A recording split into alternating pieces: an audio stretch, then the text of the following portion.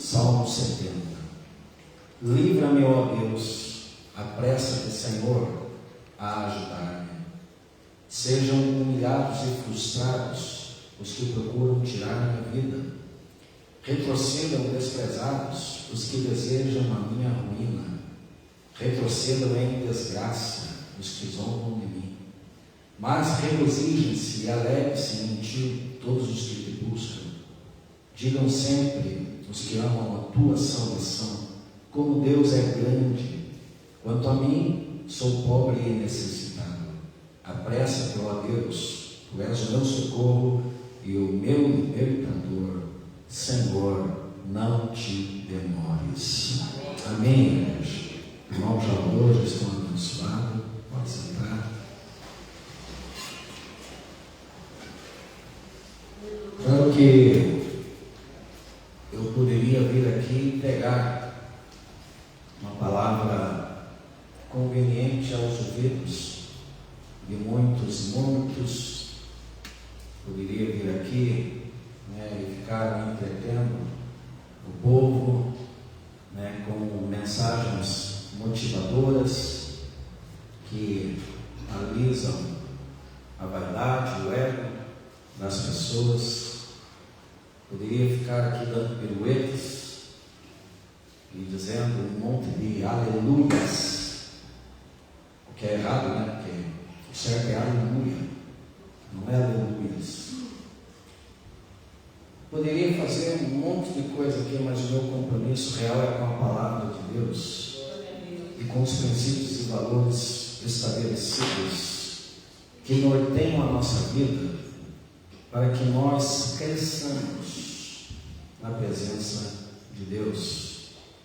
Muitas vezes deixamos a meninice e partamos para a maturidade.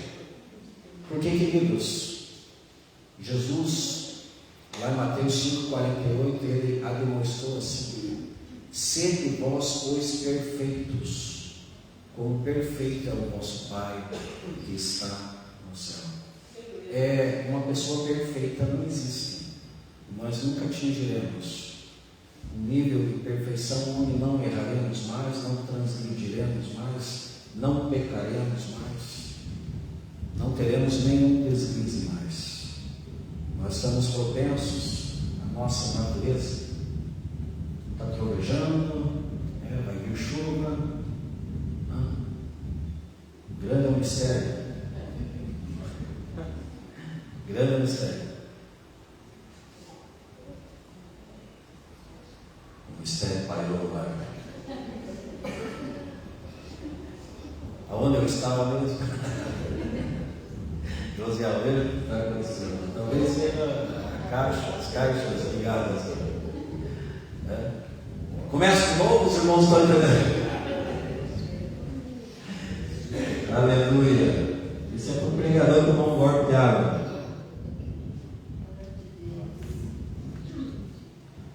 Abaixa tudo, só deixa esse aqui. Ligado?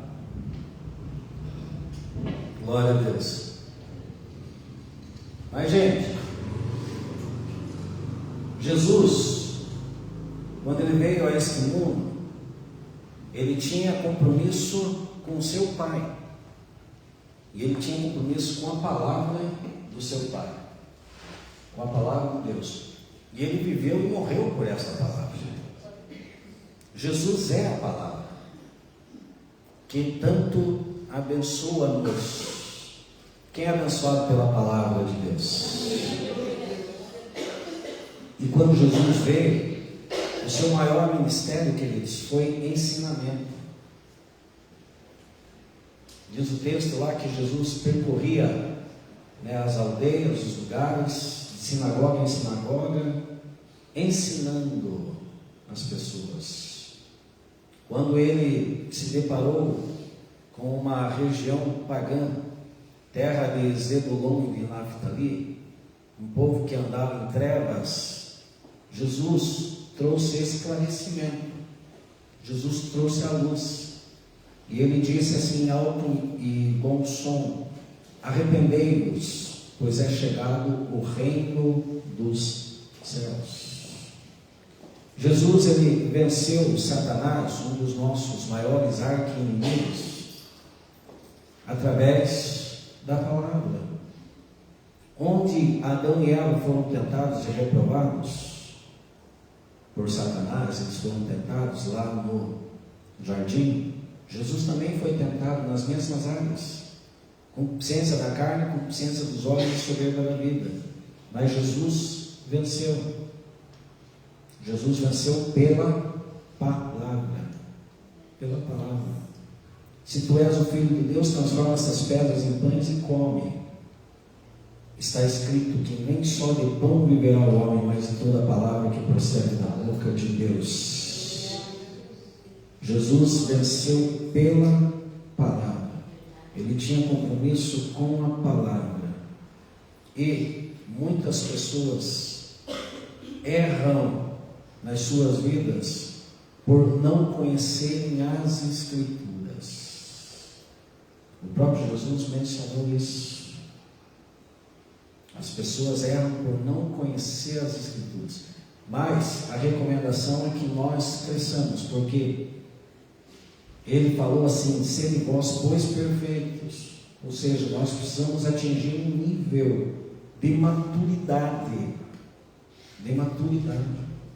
É isso que Deus requer de nós. Onde nós sejamos limpos de coração. Porque bem-aventurados são os limpos de coração. Onde nós sejamos pacificadores. Porque bem-aventurados são os pacificadores. Onde nós sejamos humildes, pobres de espírito. Porque bem-aventurados são os pobres de espírito. Onde nós sejamos misericordiosos.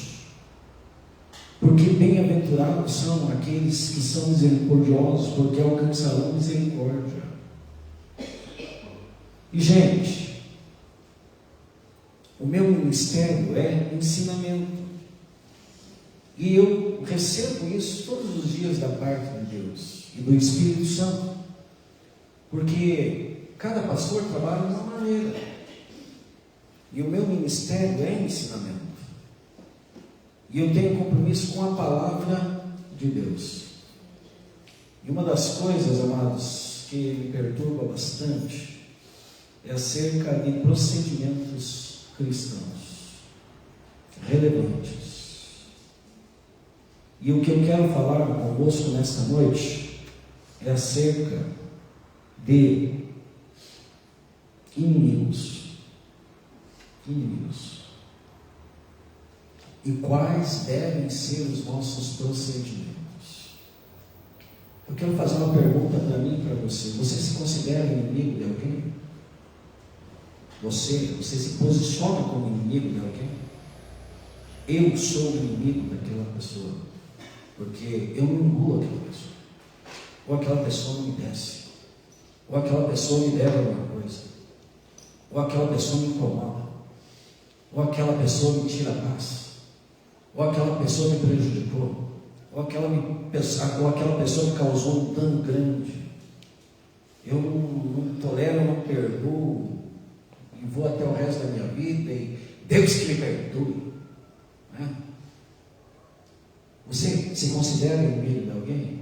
Essa é a primeira pergunta. Outra, você sabe de alguém que se considera teu inimigo?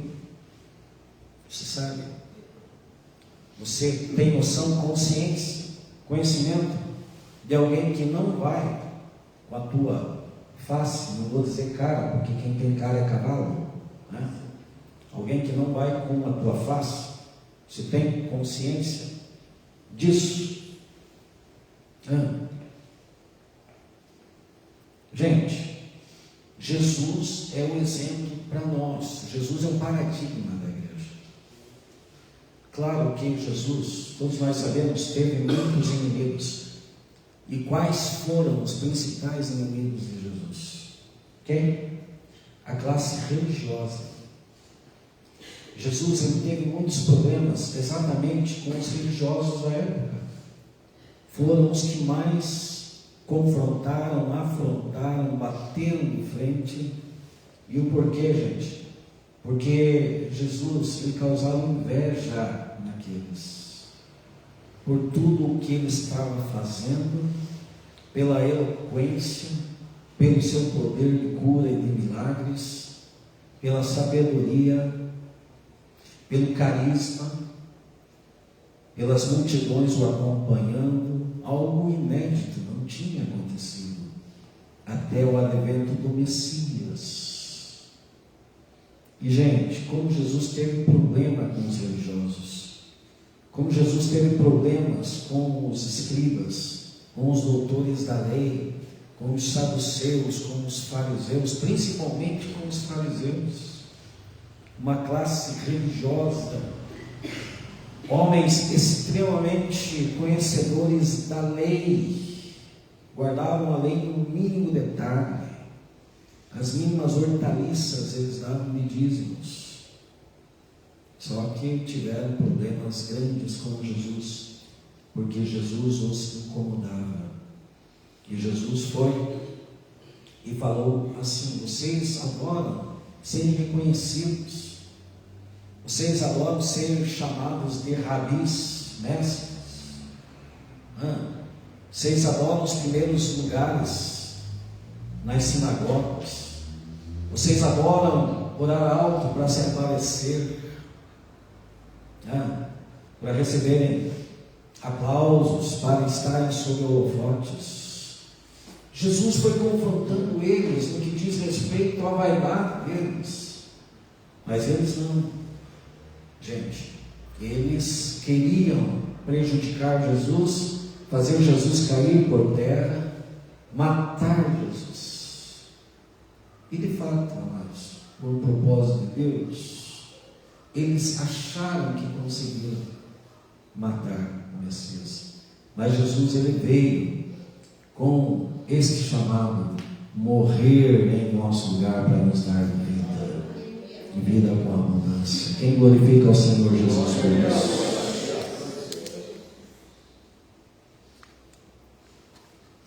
Os religiosos, eles se achavam os máximos, os melhores.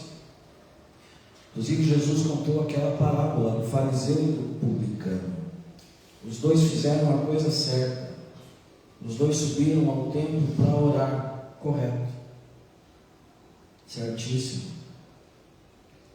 Em primeiro lugar, Jesus colocou o fariseu, que olhava para cima, altivo, imponente, e começou a se comparar com os demais homens, roubadores, adúlteros, incrédulos. Não sou como esses homens, muito pelo contrário, dou o dízimo de tudo, jejuo 2 vezes na semana. Palmas para ele. O outro nem sequer olhava para cima, mas só batia no peito, dizendo assim: tem misericórdia de mim, porque eu sou pecador. Qual dos dois foi justificado?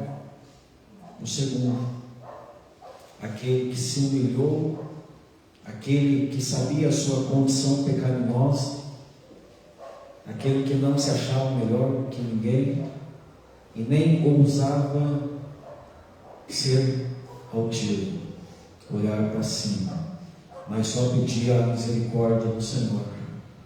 E Jesus falou que esse desceu para casa justificado. E o fariseu? O fariseu não. Se você ler Mateus 23, dá a impressão que Jesus está irado, e o tempo todo ele está batendo de frente com a hipocrisia dos fariseus. Vocês, fariseus, hipócritas.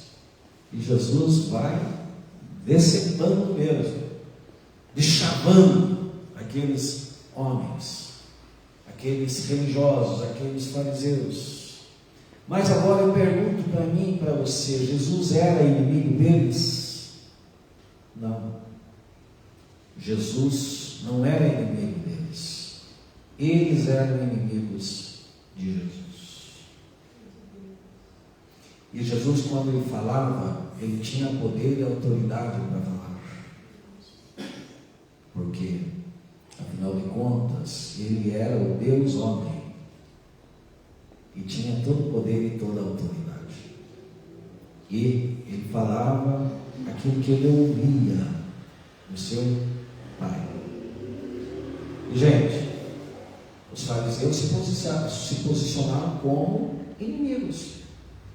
Até mesmo o Judas, que sentava na sua mesa, foi o seu inimigo. Eu ouvi de um pastor uma vez, Fabiano, e isso me assustou um pouco. Ele deu assim uma estatística de que cada 12 pessoas tem um traidor. De 24 tem 2, de 36 tem 3, de 48 tem 4. Jesus teve uma experiência assim. Alguém que lhe traiu. Mas Jesus era inimigo de Judas? Não. Jesus não era inimigo de Judas, nem pelo contrário, chamou Judas de amigo. Agora, nós, amados, muitas vezes nós temos uma tendência de usarmos de ironia e dizemos para as pessoas, amigo, mas no fundo não engolimos. Será que Jesus estava agindo com ironia? Será que Jesus estava sendo mascarado? Será que Jesus estava agindo com hipocrisia, chamando Judas de amigo? Jesus sabia muito bem quem lhe trairia. No final das contas, ele declarou assim: o que você tem para fazer, faz logo. E Judas saiu para entregar Jesus.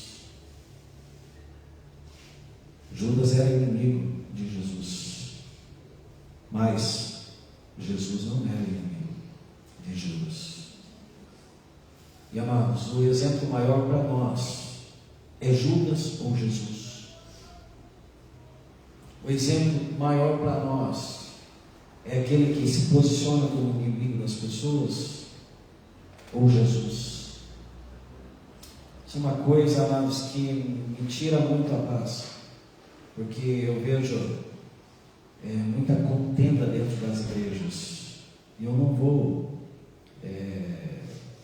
dar a impressão que estou falando de um problema que acontece nessa igreja. Não. Eu estou falando de um contexto geral. Porque, amados, uma vez eu pregava no rádio lá em Reserva, e numa das minhas pregações eu falei sobre a igreja de Corinto, que era uma igreja problemática, uma igreja rachada, uma igreja dividida. Havia lá grupos, ou seja, havia desacordo. Havia aqueles que eram de Apolo, aqueles que eram de Paulo, aqueles que eram de Pedro, Cefas, e aqueles que eram de Jesus. Pelo menos 4 grupos. Uma igreja dividida. Uma igreja que dá a impressão que era super espiritual. Não era. Havia disputas. Quem era o mais fervoroso? Quem era o melhor? Quem era o mais capaz? Quem era o mais importante? E Paulo elogiou essa igreja? Não. Muito pelo contrário. Paulo enviou recomendações para que eles crescessem, deixassem a infantilidade. E, gente, eu pregando isso na rádio, um dado dia alguém contestou esta minha palavra e abordou que eu estava falando aberto num programa de rádio acerca dos problemas da igreja que eu pastoreava. Mas não, eu estava pregando acerca da igreja de Corinto. Quando eu prego aqui, gente, eu prego um contexto de igreja de Cristo, não de igreja presbiteriana renovada. Que nós possamos entendermos isso. Porque quando Jesus falou assim, queridos, que nem todos entrarão no reino dos céus, ele não estava falando acerca de alguns grupos, de algumas denominações. Não, Jesus estava falando num contexto geral. E olha, queridos, Quando Jesus falou isso, ele mesmo enfatizando, né? Mas Senhor, não profetizamos no teu nome? Mas Senhor, no teu nome não expulsamos demônios? Mas Senhor, no teu nome não fizemos maravilhas? E Jesus concluiu dizendo assim: vos direi abertamente, apartai-vos de mim, vós que praticais a iniquidade. Prática de iniquidade. Prática de iniquidade. Ou impiedade. Nós fomos chamados como igreja, amados, para termos vida piedosa, vida com Deus, vida para vivermos em obediência à sua palavra, em obediência aos seus estatutos, às suas leis, às suas regras, aos seus mandamentos. Nós fomos chamados para observar os princípios. Nem só de pão viverá o homem, mas de toda palavra que procede da boca de Deus. Nós fomos chamados, amados, como igreja, para servirmos. E olha, servirmos como servos inúteis, tendo essa consciência, não requerendo absolutamente nada, porque Deus tem sido tão gracioso e misericordioso conosco, que Deus tem provido todas as nossas necessidades, sem que nós mereçamos. E quem glorifica a Deus por isso? Quem exalta o Senhor? Porque você tem consciência que você não é merecedor, mas mesmo assim Deus tem que abençoar. O exemplo é Jesus Cristo para nós, amados. E o evangelista Mateus, ele declarou assim, que o Filho do homem, o Filho de Deus, não veio para ser servido, mas para servir e dar a sua vida por resgate de muitos. Nós não podemos requerer nada, absolutamente nada de Deus. O que nós precisamos fazer é servir com gratidão nos nossos corações, como aquele samaritano leproso, que entre 10, somente ele voltou para agradecer aquilo que Jesus Cristo fez. E da mesma forma nós fomos libertos para ter o nosso coração em agradecimento por aquilo que Jesus fez em nosso favor. E quem glorifica Ele por aquilo que Ele fez, faz, e você tem consciência que Ele vai fazer ainda. Quem glorifica Ele? Glória a Deus. Então, amados, nós fomos chamados para servir, para frutificar e para vivermos, para obedecer a sua palavra. Agora, o que nós pensamos quando nós nos deparamos com um texto como esse? Nem todos os que dizem Senhor, Senhor, Senhor entrarão. Gente, Jesus colocou aqui pessoas, crentes, profetas, pessoas com autoridade, aqueles que expulsam demônios, pessoas que operam maravilhas. Os ímpios lá fora não profetizam. Você já viu um ímpio profetizar? Um ímpio lá fora não tem poder e autoridade para expulsar algum demônio. O ímpio lá fora não faz maravilha. Jesus estava falando, gente, de gente crente mesmo. Olha, aquela palavra que Jesus deu lá em Mateus, quando ele se deparou com todas as atitudes tremendas e maravilhosas do centurião de Cafarnaum, e ele falou assim: nunca vi tanta fé nem mesmo em Israel. Muito bem, glória a Deus pela vida daquele homem exemplar, humilde. Não sou digno de que entres debaixo do meu telhado, mas diz apenas uma palavra e o meu servo será curado. Que homem, que exemplo, que humildade, que fé. Uma palavra de Jesus Cristo é suficiente para mudar a nossa vida e a nossa história. Que fé, nunca vi tanta fé nem mesmo em Israel. E por isso vos digo que muitos virão do Oriente e do Ocidente e assentar-se-ão na mesa com Abraão, Isaque e Jacó, enquanto os filhos do reino serão lançados nas trevas exteriores, onde há choro e ranger de dentes. Não te preocupa essa palavra?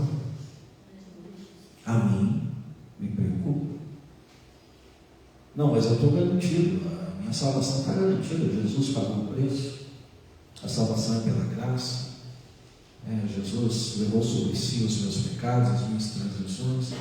Tudo bem, só Jesus fez a parte dele, agora não preciso fazer mais nada. Agora eu posso viver sob o meu prazer, aborrecendo aquilo que Deus ama e amando aquilo que Deus aborrece. Quem são aqueles que vão herdar um lugarzinho especial, conforme está relatado lá em João 14? São aqueles que amam o que Deus ama e aborrecem o que Deus aborrece. São aqueles que estão jogando no time do reino. São aqueles que têm prioridade, e a sua prioridade é o reino. E tem consciência que depois disso tudo é acréscimo. Gente, nós precisamos voltarmos à palavra de Deus. E olha, muitas vezes nós estamos vivendo uma vida só religiosa, sacrificando. E o que importa é o meu relacionamento com Deus. Em relação aos homens, a questão é horizontal. Cada um vai dar conta de si. Não estou nem aí. Não preciso levar o fardo do outro. Não preciso perdoar, não preciso amar, não preciso absolutamente nada em relação ao próximo. Eu só preciso estar bem com Deus. Minha vida é com Deus. Se você tiver esse pensamento até o final, infelizmente você vai ao inferno. Porque, queridos, o maior mandamento de Deus diz respeito ao amor. É o amor. Não adianta nada você amar a Deus e odiar o teu próximo. Não adianta nada você amar a Deus e ser seletivo em quem você ama. Amar só quem é conveniente a você, amar só aquele que te faz bem. Gente, Davi teve muitos adversários. E se nós pegarmos os 3 salmos em sequência, Salmo 69, Salmo 70 e 71. 71 não tem título davídico, mas tudo indica que foi Davi quem compôs. E nesses 3 salmos, Davi está mencionando os seus inimigos. E olha que seus inimigos foram fortes, foram terríveis, foram cruéis, queriam tirar a vida de Davi. Quem são os nossos inimigos hoje? Tem alguém que te ameaça de morte? Você está aí todo temeroso, necessitado de andar de cidade em cidade, de caverna em caverna, se fingir de louco para manter a tua vida? Quem é o teu inimigo?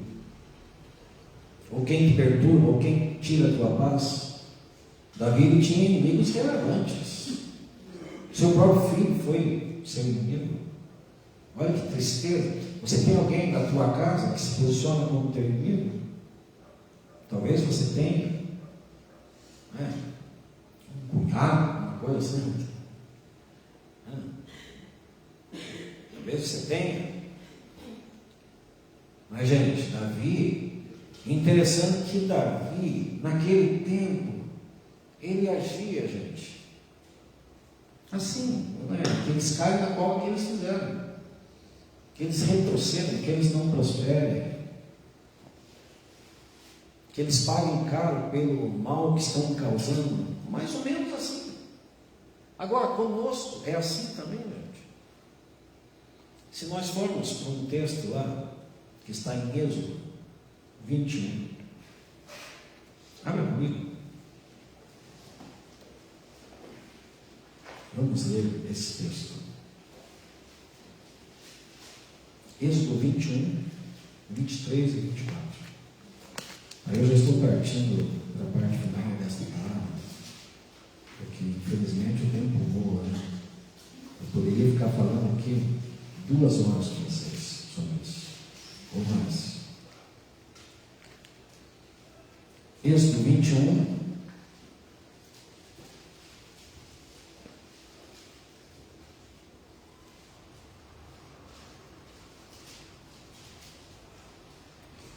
e 24, está escrito assim: mas se houver danos graves, a pena será vida por vida, olho por olho, dente por dente, mão por mão, pé por pé, queimadura por queimadura, ferida por ferida, contusão por contusão. Você olha esse texto e você interpreta ele errado. Não. Naquele tempo era assim: olho por olho,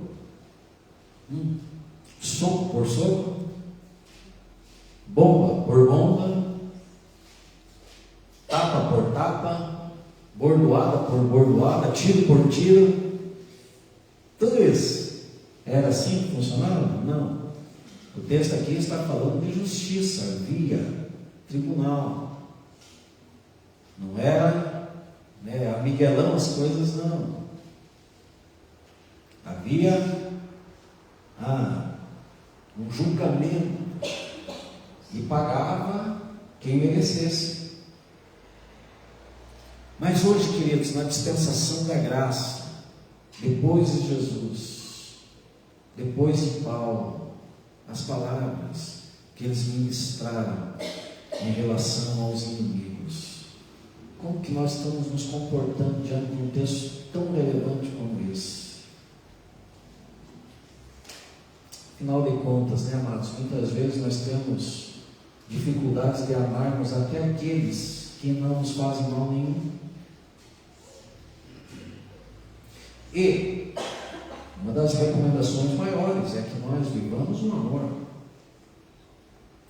Porque se você ler 1 Coríntios 13, entre a fé, a esperança e o amor, o maior é o amor. Mas lá vem esse pastor com esse papo chato de amor novamente. Queridos, é uma das coisas mais importantes que precisam ser tratadas na igreja hoje em dia.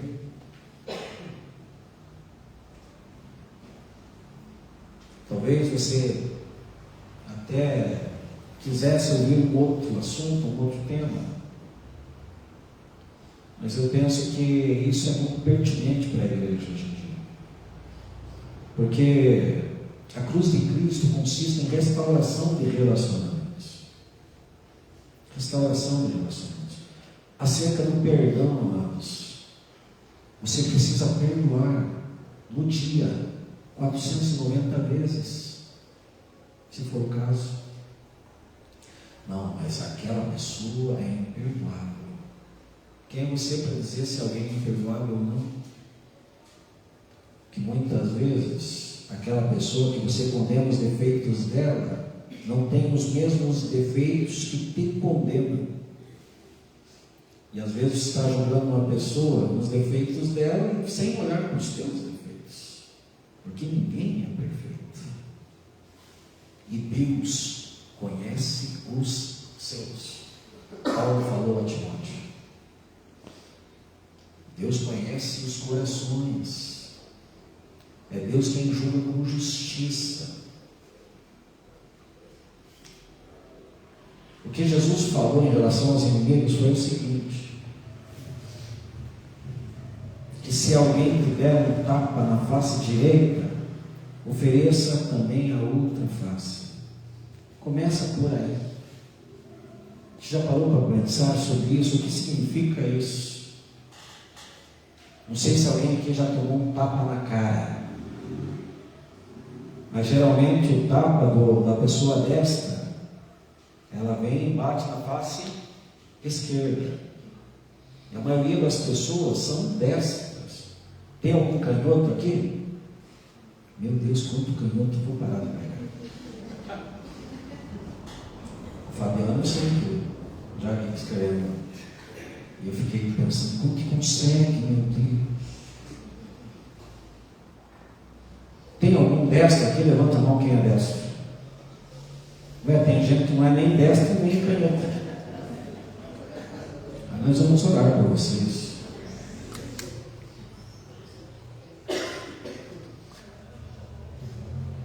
Jesus deu esse exemplo.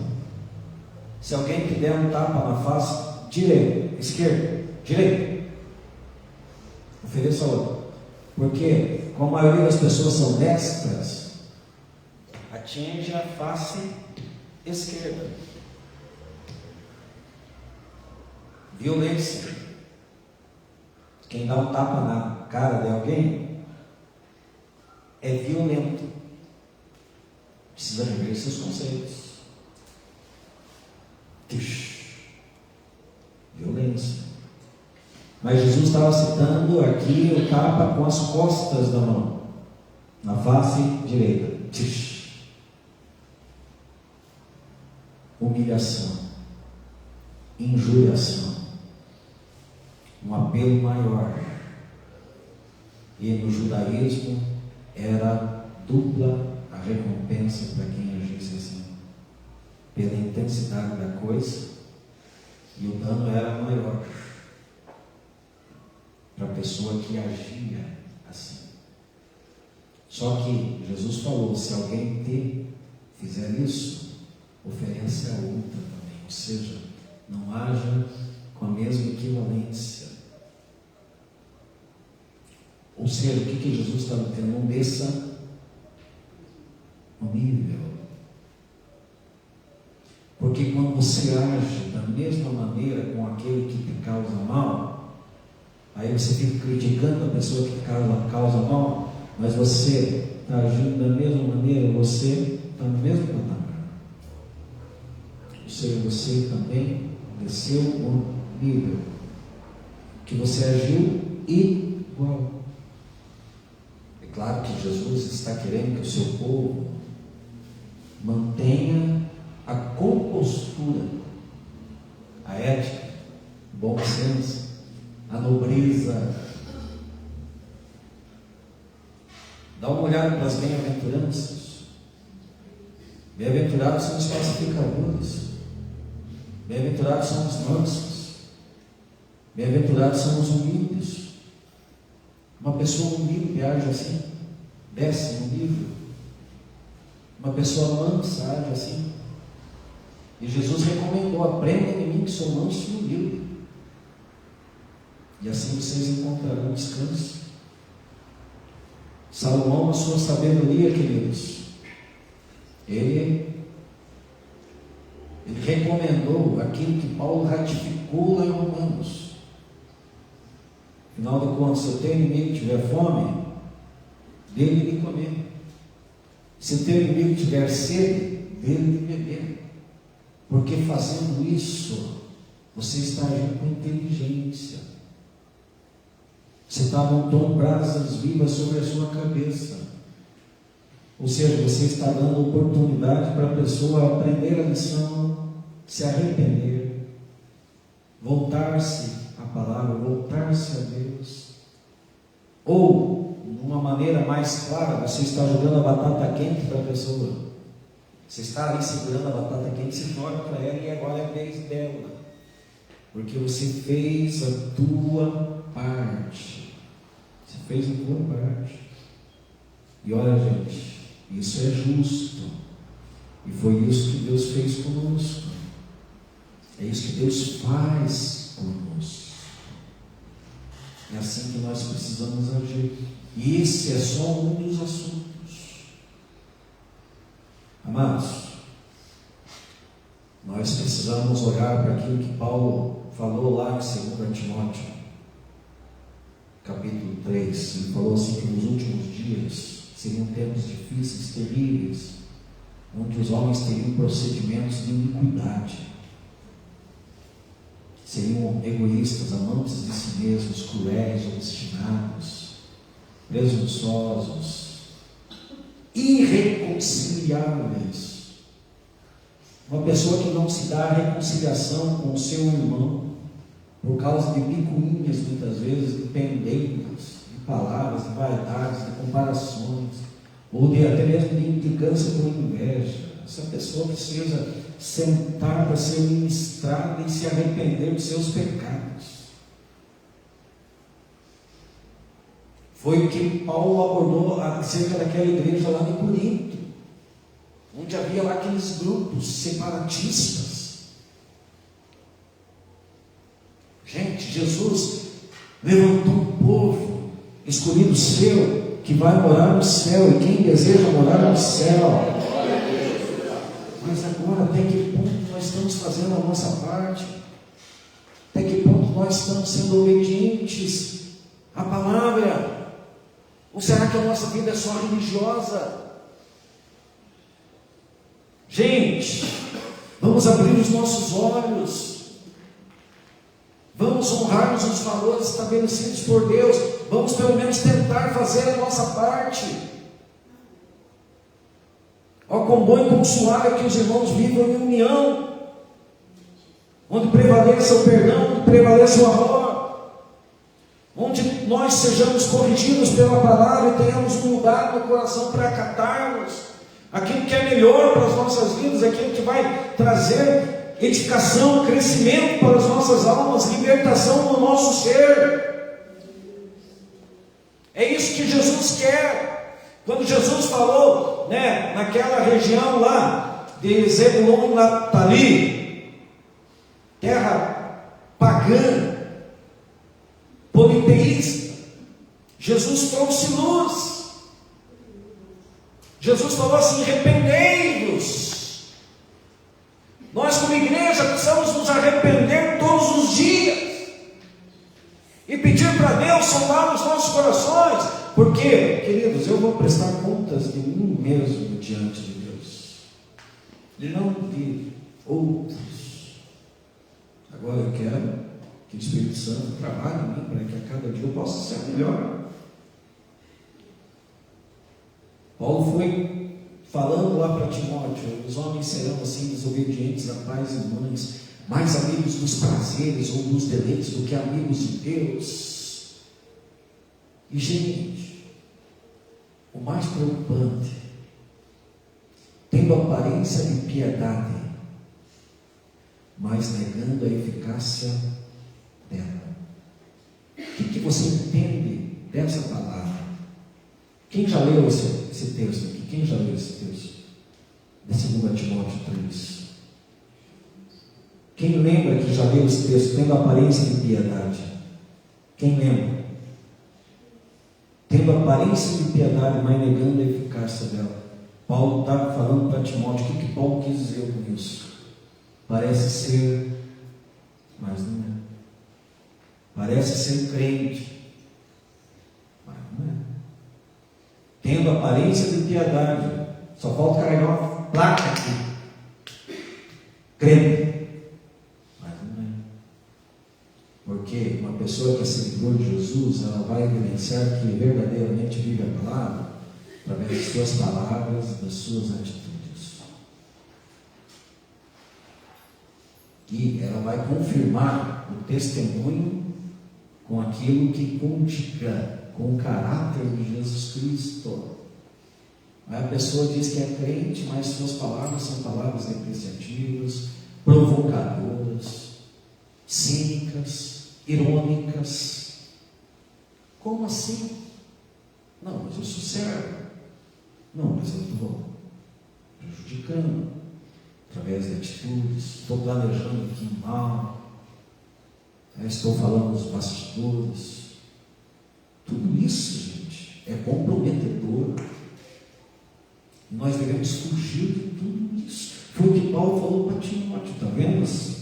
Timóteo, os homens serão assim, assim, assim, assado.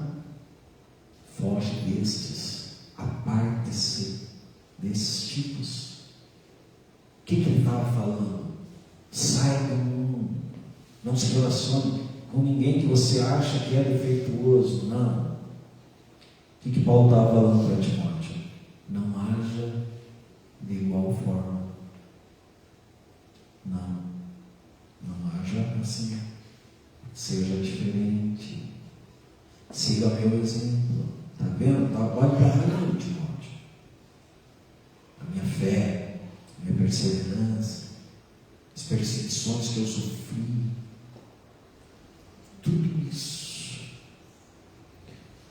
Davi, no Salmo 70, ele estava pedindo que Deus fizesse justiça e aniquilasse com seus inimigos. Mas agora, o contexto é diferente. Quem é a igreja do Senhor louva ao Senhor por isso. Agora devemos viver sob essa luz dessa palavra. Abra comigo Romanos e eu vou encerrar. 12. Já pode até se colocar em pé. Alguém pensou, glória a Deus. Aleluia. Romanos 12. Glória a Deus. Louvado e exaltado seja o nome do Senhor. Quem ama a palavra de Deus? Amém. Quem crê que a palavra de Deus é a verdade? Aleluia. Vamos ler o texto, que o texto fala por si só. Não precisa nem eu explicar alguma coisa aqui. Façam todo o possível para viver em paz com todos. Amados, nunca procurem vingar-se, mas deixe com Deus a ira, pois está escrito: minha é a vingança, eu retribuirei, diz o Senhor. Ao contrário, sabe que nós estamos levando a sério aquilo que está escrito aqui? Se o teu inimigo tiver fome, como que eu tenho que agir? O que está escrito aqui? Se tiver sede, o que está escrito aqui? Fazendo isso, você amontoará brasas vivas sobre a cabeça dele. Não se deixe vencer pelo,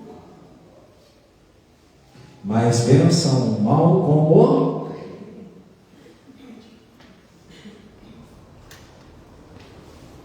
Deus não se deixa escarnecer. Tudo aquilo que o homem semear, isso ele colherá. Aleluia. Aquele que semeia na carne, aquele que odeia, não precisa nem odiar os seus inimigos. Aquele que odeia, aquele que me incomoda, aquele que me tira a paz, aquele que tem alguma diferença.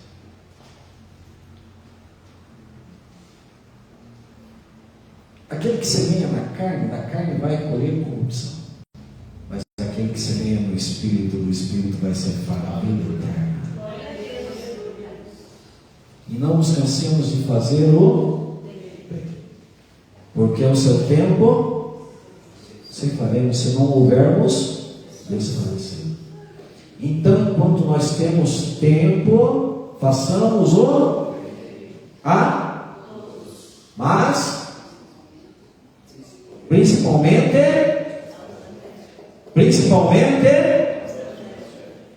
aos domésticos na fé.